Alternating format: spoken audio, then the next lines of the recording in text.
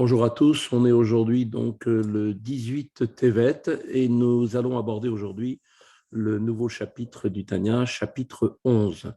Donc le chapitre 9 nous avait décrit le combat incessant qui oppose donc les deux âmes, l'âme divine et l'âme animale, pour conquérir et dominer le corps. Le chapitre 10 a ensuite défini le terme de qu'est-ce que ça voulait dire être un tzaddik, un juste, au regard de ce combat.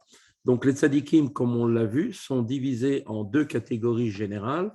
La première est celle du tzaddik accompli, appelé donc le tzaddik qui ne connaît que le bien, tzaddik betovlo. Un tzaddik, tel tzaddik est parvenu donc à transformer complètement le mal de son âme animale en bien et en sainteté. La seconde catégorie est celle du tzaddik inaccompli, donc, ou bien tzaddik que l'on appelle tzaddik qui connaît le mal. Donc, tzaddik veralo, celui qui, en fait, c'est celui qui n'a pas complètement transformé le mal de son âme animale en bien. Et donc, un certain résidu de ce mal, au niveau d'une petite unité infinie, limite très, très petite, donc, demeure encore en lui. Cependant, il se trouve bien sûr ce mal totalement soumis devant l'écrasante prépondérance du bien qui se trouve en lui. Et donc, son travail va consister maintenant à extirper totalement ce mal qui est en lui et le transformer complètement en bien. Avec le chapitre 11, maintenant, l'Admorazaken aborde le personnage qui se situe à l'opposé du tzaddik, c'est-à-dire le rachat, donc le méchant, contrairement au tzaddik dont l'âme divine règne sur l'âme animale. Le rachat, lui, au contraire, est celui dont l'âme animale prévaut en fait sur l'âme divine, est avant, bien sûr, est complètement dirigé par son âme animale. Le niveau de rachat est celui aussi divisé en deux catégories, comme on a pu le voir. Le rachat qui ne connaît que le mal, rachat veralo, et le rachat qui connaît que le bien, rachat vetovlo. Ces catégories vont être maintenant définies dans ce chapitre. Voilà, nous commençons le texte immédiatement. Vezeleo et l'un à l'opposé de l'autre, donc comme dans un miroir, de la même manière qu'il existe le tzaddik, effectivement, en face de lui, il y a le rachat, ze rachat vetovlo, leomat tzaddik veralo. Et donc, le rachat qui connaît le bien est en fait l'opposé du tzaddik qui connaît le mal. Dehaïnu, c'est-à-dire chez Atov, chez Benafsho, Ailokit, chez Bemocho, c'est-à-dire qu'en fait, le bien qui se trouve le bien de son âme divine qui est dans son cerveau et donc est dans la partie de son cœur, ceci étant, comme on l'avait vu, le siège principal de l'âme divine, comme on l'avait vu au chapitre 9, eh bien le bien, son âme divine, kafou, fubatel, les gambré, les rats, est plié et soumis complètement devant le mal de l'âme animale qui elle-même est issue de la klipa, qui est elle-même, Bechla Lasmoli, du côté gauche du cœur.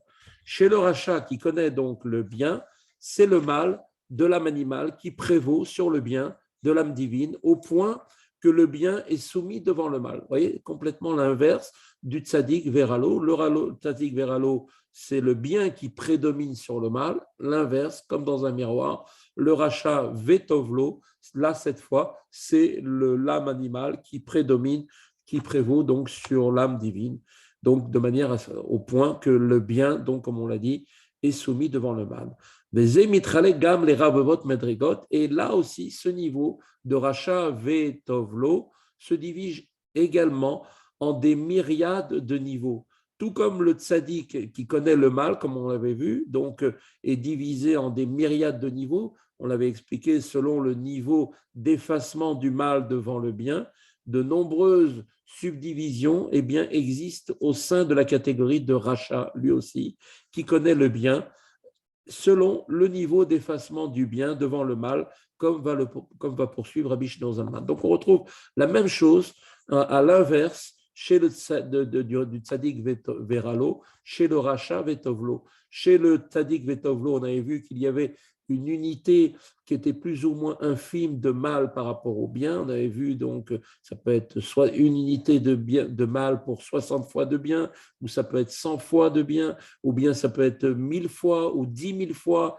Et donc, ça va donner des tzadikim qui vont être, bien sûr, complètement donc arriver petit à petit à retirer au fur et à mesure le mal. Et à l'inverse aussi, chez le rachat Vetovlo, eh bien, le mal peut avoir, donc, bien sûr, il a le dessus, et il y a une unité de bien qui s'exprime chez lui, mais qui peut être parfois une petite unité, ou bien encore plus petite, comme on peut voir, 60e, un centième, un millième, un dix millième de bien par rapport au mal. Et plus le mal sera puissant, et plus forcément cela va avoir une incidence sur sa manière de se comporter. Et on voit donc très bien que donc, ce niveau donc, se divise aussi chez lui en des myriades de niveaux chez le Racha Betovlo. Chalukot, Beinyan, Kamot, Veikut, Abitul, Bakfifut, Atov, Lera, Chaz Veshalom, et qui est donc, tous ces niveaux seront différenciés les uns des autres d'une personne à l'autre par la qualité et la quantité de la soumission et de l'abaissement du bien devant le mal que Dieu préserve. La différence au plan quantitatif se mesure à l'importance de la soumission du bien devant le mal. Chez l'un, le mal apparaît simplement majoritaire, quand chez un autre, il est par exemple 60 fois plus important que le bien. Et ainsi de suite, ça peut être 100 fois plus important que le bien, 1000 fois, 10 000 fois. Et donc, c'est toujours, tant qu'il y a un tout petit peu de bien, ça reste toujours un rachat vetovlo. La classification qualitative dépend donc de l'âme, de l'aspect de l'âme divine qui va être maintenant donc esclave au mal qui lui fait face. Ces différences entre les niveaux, donc les niveaux multiples de rachat qui connaît le bien, vont maintenant être ici amenés par une image. Le Admorazaken va nous donner un exemple. Il nous dit Yeshmi, chaque filla au bitul etzlo meat misaher. Chez l'un, par exemple, l'abaissement et la soumission du bien devant le mal sont vraiment extrêmement mineurs chez lui. Af gamzot eno betmidud velo tadir lefrakim krovim, et même cela chez cette personne n'est pas permanent chez lui. Le mal, le bien n'est pas complètement soumis de manière permanente ni répété à des intervalles réguliers. Et là, les tim rechokim mitgaberara, mais parfois uniquement plutôt dans de rares occasions, le mal va prendre le dessus sur le bien. Et Vekovesh et Tahir Ktana ou Agouf, et donc le mal va conquérir la petite cité, comme on l'avait vu, qui était le corps. Comme il a été expliqué au chapitre 9, le corps est comparable à une petite cité dont la conquête fait l'objet d'un combat entre l'âme animale et l'âme divine.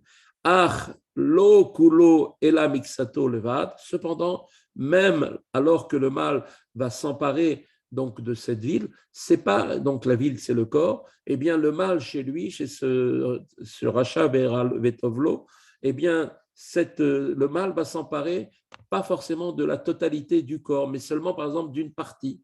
D'accord? Chez Yessar, les mashmahato, menaselo merkava, de façon à ce que ce corps, en fait, soit complètement obéissant et qu'elle devienne pour lui un char, c'est-à-dire que cette cité, donc ce corps, en fait, cette partie du corps, deviendra subordonnée au mal, tel un véhicule à son conducteur qui n'a pas de volonté propre. Et cette partie sert de vêtement pour l'un des trois vêtements de l'âme animale évoqués plus haut. Donc au chapitre 6, il a été expliqué que les vêtements de l'âme animale sont la pensée, la parole et l'action liées à la faute. Chez le rachat, qui est décrit ici, le mal, lors des rares occasions où il prend le dessus sur le bien, ne s'exprime que dans un seul de ces domaines ou dans ses vêtements ou vêtements. De plus, dans ce champ d'expression limité, le mal n'entraîne qu'à commettre des transgressions mineures, comme va poursuivre le rabbi Shneur Zalman. Daïnou, c'est-à-dire en fait ici que l'âme animale qui s'exprime, elle va s'exprimer bémaasé uniquement, dans l'action uniquement, pour, par exemple, commettre, que Dieu préserve, des transgressions mineures uniquement et non des transgressions majeures, que Dieu préserve. Car l'âme animale n'a pas la force de prévaloir à ce point chez cette personne-là. C'est vrai que parfois, il fait des fautes, alors c'est des petites fautes, ce n'est pas des fautes vraiment très, très graves qu'il fait, ce n'est pas vraiment des grandes avérotes, chamurot, chasvechalot.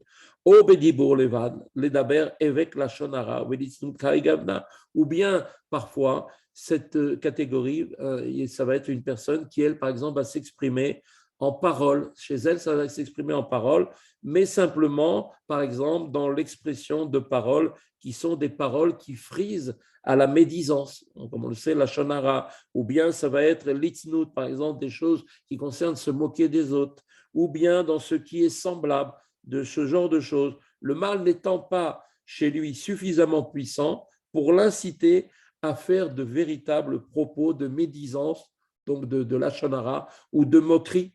Il dit des petites choses, bon, mais qui sont un peu, ça ressemble, c'est vraiment, si on peut dire, ça frise simplement donc la médisance ou la moquerie, mais ce n'est pas vraiment de la médisance ou de la moquerie. Il n'ira jamais jusqu'à vraiment arriver à ce niveau-là. Ou bien ça peut s'exprimer, Bemarshava, les daber, irure avera, kashim avera, ou bien par exemple chez lui encore, le mal va s'exprimer en pensée seulement, donc comme on le sait, dans les pensées fautives qui sont sous certains aspects pires que la faute elle-même, comme on le sait, parce que la pensée, c'est le vêtement le plus proche de l'âme divine, puisque la pensée se trouve au niveau du cerveau. Et donc, puisque dans le cerveau se trouve l'âme divine, eh bien, les mauvaises pensées peuvent être, si on commence effectivement à penser à cela, à avoir un impact beaucoup plus grave pour la neshama que pour l'âme divine que les actions ou bien même les paroles. Plus subtiles que la parole, parce que la pensée est plus subtile que la parole et l'action. La pensée est le vêtement le plus intimement lié à l'âme. Ainsi, la faire porter sur la faute peut-il, d'un certain point de vue, affecter l'âme plus profondément que l'acte fautif lui-même. Comme on sait très bien que chez le rachat, comme on va le voir, ou bien chez le Beinoni, si on va dire cette envie qui vient de faire une faute, c'est-à-dire cette pulsion qui vient chez lui, n'est pas condamnable à ce stade-là. Les pulsions font partie de sa nature, donc il n'est pas condamnable. La seule chose où il devient condamnable, c'est quand il commence à réfléchir à cette pulsion et que là, il est effectivement quelque part un petit peu, on va dire, intéressé par la chose. Là, effectivement, quand il commence à réfléchir sur la pulsion qui lui vient de son mauvais penchant, là, il commence à avoir effectivement utilisé sa pensée pour pouvoir réfléchir à cette envie qui lui est venue. Et là, c'est quelque chose qui peut effectivement, d'un certain point de vue au niveau donc de l'âme, avoir une plus grande affection de l'âme. Il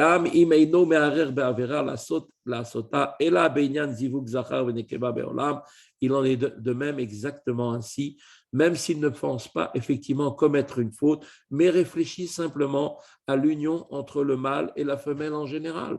D'accord? Le fait d'avoir des pensées comme ça, c'est pas une bonne chose.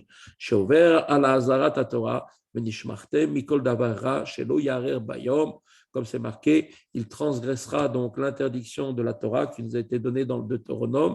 Il est dit, tu te garderas de toute chose mauvaise que nos Chachamim ont interprété comme étant le commandement positif suivant, comme cela est ramené dans Ktuvot, la DAF 46a. Un homme ne doit pas se laisser aller à des pensées impures le jour. Pourquoi? Pour ne pas être sujet à une pollution nocturne la nuit. Arrêter sa pensée sur de tels sujets est donc le contraire même de la Torah. Pas dire, voilà, je fais rien de mal, je pense, bon, non.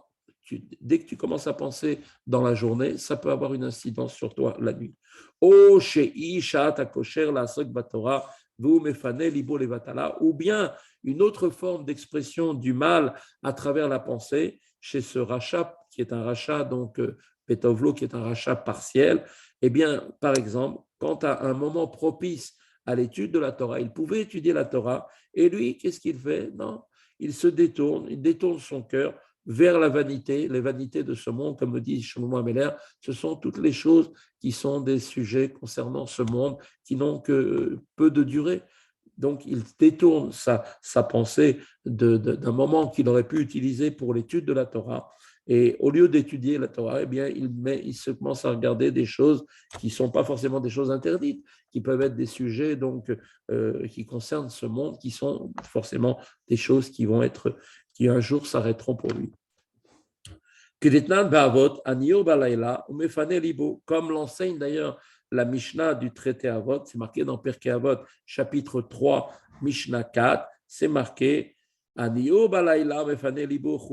celui qui demeure réveillé la nuit alors qu'il a le temps d'étudier la Torah et détourne son cœur vers la vanité de ce monde, est coupable envers son âme. Dans les deux derniers cas, le vêtement de la pensée de l'âme prend le dessus et se manifeste dans son corps.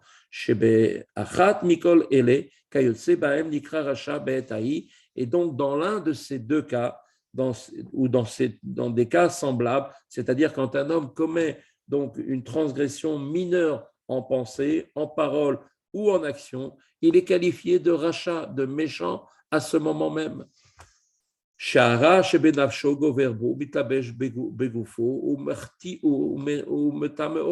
L'appellation rachat signifie, donc maintenant on le comprend, que le mal de son âme animale prend le dessus en lui et va se revêtir de son corps, le fait fauter et va donc le souiller. Par la suite, après que cet homme a commis une transgression dans l'un des cas précédemment cités, pensée, parole, action, alors le bien de son âme divine prend le dessus et il regrette sa faute qui est liée à une pensée, à une parole ou à un acte. Et à ce moment-là, il va implorer le pardon de Dieu pour sa transgression. Et Dieu lui pardonnera. Comment?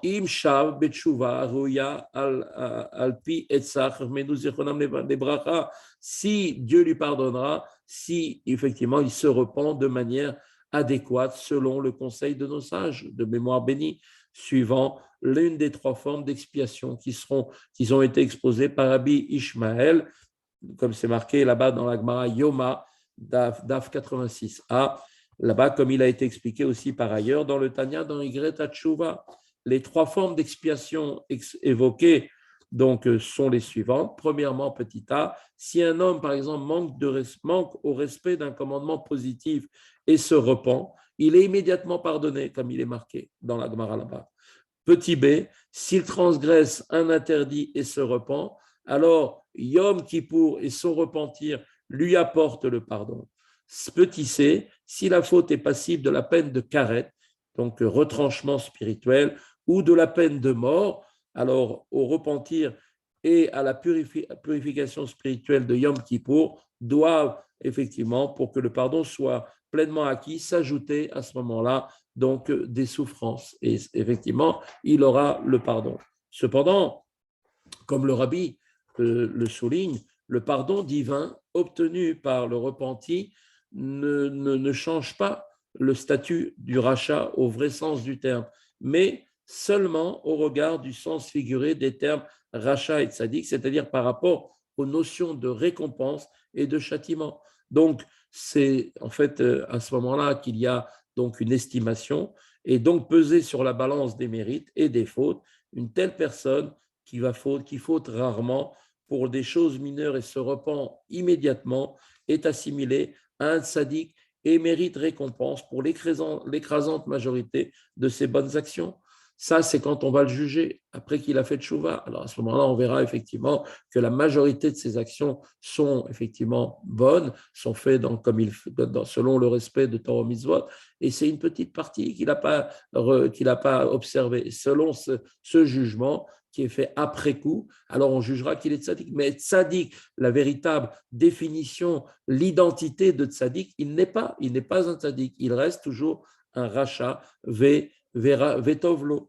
Mais l'emploi dans ce fait de comptage du tzaddik est celui de son sens figuré, comme on l'avait déjà expliqué d'ailleurs cela au chapitre 1er, dans leur sens véritable. Les termes de tzaddik et rachat décrivent l'étendue du bien et du mal qui est dans l'âme, et donc forcément, selon le travail qu'on aura fait pour transformer le mal qui est en nous, va faire changer de statut. Donc le rachat vetovlo, même s'il a une nombreuse partie des actions qu'il fait qui sont pour le bien, malheureusement, du fait qu'il a un petit peu, à certains moments, il peut chuter, il peut fauter, eh bien, il est considéré dans son identité comme un rachat vetovlo.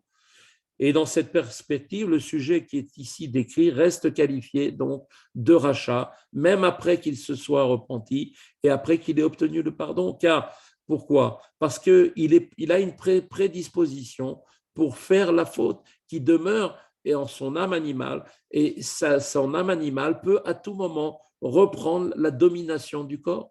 C'est quelque chose qui peut à tout moment arriver chez lui. Alors que le tzaddik Veralo, chez lui, le mal ne s'exprime jamais, puisque c'est toujours le bien qui est en situation de domination. Jusqu'à présent, Rabbi Shneur Zalman a décrit un rachat qui connaît donc le bien, rachat Veralo, qui est donc spirituellement élevé, un homme dont l'âme animale ne prend le dessus que très rarement et n'atteint que l'un des trois vêtements qui sont la pensée, la parole et l'action. Chez un autre type de rachat, d'accord, il y a un autre type donc chez qui le mal prédomine davantage. Et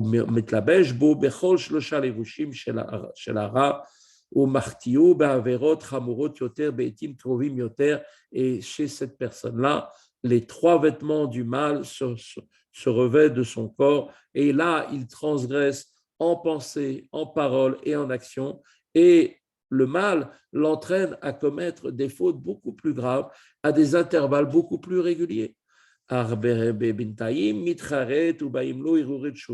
Mais néanmoins, il est aussi également qualifié de rachat qui connaît le bien, car entre-temps, entre une faute et l'autre, eh bien, il éprouve en fait des remords, et il a donc ce qui s'appelle des pensées de repentir qui viennent le saisir, qui sont ces pensées issues du niveau du bien qui est encore en son âme et qui se renforce un petit peu à ce moment-là, à certains moments, comme par exemple à des moments où il est à la synagogue, des moments où il est en train de prier ou des moments où il est en train d'étudier.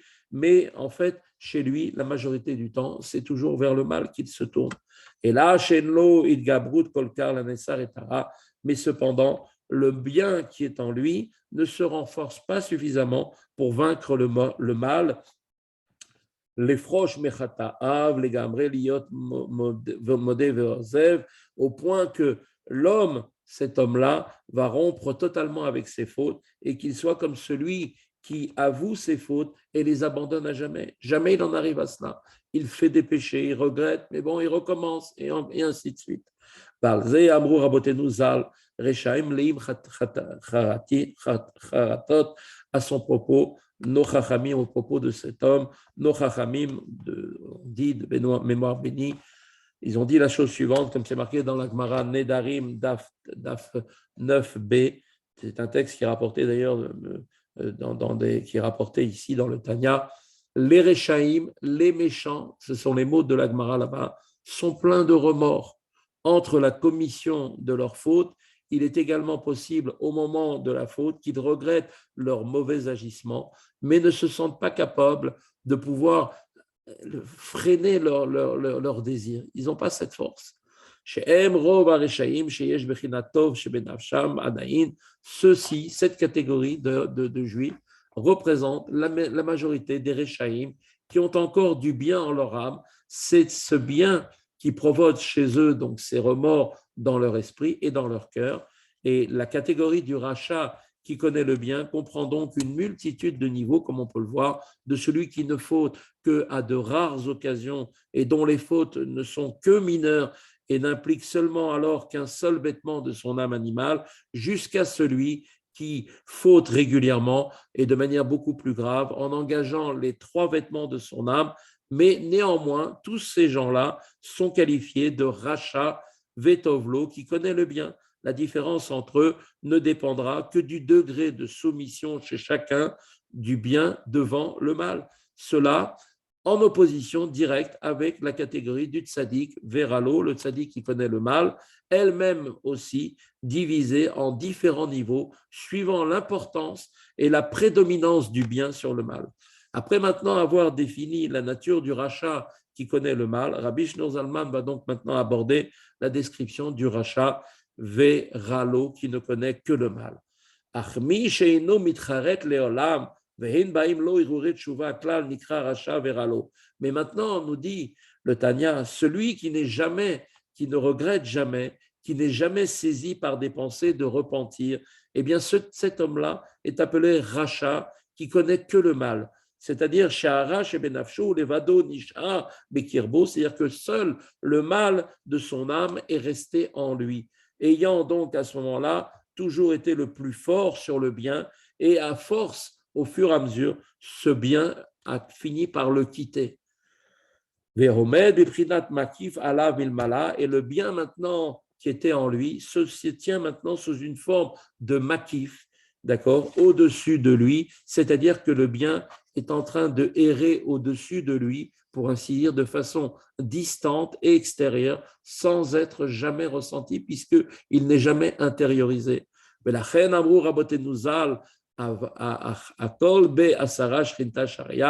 mais bien, mais parce que le bien, effectivement, de sa personne est encore présent, quoique sous cette forme de makif qui est en fait qui plane au-dessus de lui, du fait de son âme divine, c'est pour ça que nos chachamim ont dit que, il est dit, reporté là-bas dans la Gemara Sanhedrin 39a, que sur chaque assemblée de 10 juifs, quel qu'il soit, même ce rachat Veralo, repose la Shekhinah, la présence divine. Cela veut dire que même s'il appartient, ce juif, effectivement, à la catégorie, s'ils appartiennent tous à la catégorie du rachat Veralo, la Shekhinah demeure au-dessus d'eux. Pourquoi? Parce qu'il y a toujours ce bien de l'âme divine qui se trouve plané autour d'eux, car la Shekhinah présente au milieu d'eux, au milieu d'une assemblée de 10 juifs, ne l'est en tout état de cause que sous une forme de makif, elle aussi. Donc, sans que ceux qui sont rassemblés en soient conscients. Dès lors que cette présence est possible, au-dessus d'une réunion de 10 juifs, quels qu'ils soient, il n'y a pas de différence. À propos du juif dont l'âme animale prévaut sur l'âme divine, on peut rapporter une discussion qui va nous éclairer un petit peu. Il y avait une fois un libre penseur qui demanda donc un jour au Tzemar Tzedek, le troisième rabbi de Lubavitch, le petit-fils de Admor HaZaken, il disait le mot Yehudim, les Juifs, est normalement orthographié dans le livre d'Esther avec la lettre Yud avant la lettre finale. Pourquoi est-il orthographié avec 2 Yud dans le passage où il est fait mention du sévère décret contre les Juifs? Pourquoi il y a marqué 2 fois Yud concernant le décret que Haman il avait fait dans la Megillah? Alors le Tzemar Tzedek répondit, la lettre Yud a pour valeur numérique 10. Elle représente les 10 forces que l'âme divine et l'âme animale possèdent. Certains juifs placent leur vie sous l'égide des 10 forces de leur âme divine. Chez d'autres, c'est l'âme divine qui prédomine chez eux et leur conduite est donc également dictée par les 10 forces de cette âme. Haman, lui, a entrepris d'exterminer tous les juifs, y compris ceux qui se trouvaient sous l'emprise de leur âme animale et qui donc dépendaient aussi des 2 Yud, le Yud des 10 forces de l'âme divine, le Yud des 10 forces de l'âme animale. Son interlocuteur, pourtant, n'était pas très satisfait, il a donc rajouté, il a posé une question encore plus grande. Pourquoi alors ce mot est-il encore orthographié à plusieurs reprises avec 2 Yud, même après la révocation du décret quand Dieu a décidé de libérer les Bnei Israël? Ce à quoi le Tzemar Tzedek répliqua, après avoir éprouvé la souffrance provoquée par le décret d'Aman et après avoir été témoins du miracle de Dieu, ces Juifs aussi, même eux, se sont repentis et devinrent véritablement semblables à leurs frères qui vivaient en suivant la voie de leur âme divine et de leur bon penchant. Ainsi a conclu le Tzemar Tzedek, les 2 Yud ou Yid signifie également en yiddish juif, devinrent égaux. Il n'y avait plus de différence à partir du moment où ils avaient fait Tchouva. Voilà, c'est ici la fin du chapitre 11, Baruch Hashem. Donc, continuerons demain avec l'aide de Dieu la suite.